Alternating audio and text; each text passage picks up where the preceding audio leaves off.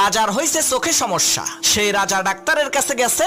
Doctor পরীক্ষা নিরীক্ষা করে রাজাকে বলল, রাজা মশাই, আপনার প্রচন্ড পরিমাণে লাল রং দেখতে হবে। আপনি যদি বেশি বেশি লাল রঙের দিকে চেয়ে থাকেন তাহলে আপনার চোখের দৃষ্টিশক্তি আবার ধীরে ধীরে প্রখর হয়ে যাবে। ডাক্তারের এই কথা শুনে রাজা মশাই রাজ দরবারে এসে ঘোষণা দিল, এই রাজ্যের সব কিছুকে লাল রঙে রাঙিয়ে দেয়া হোক।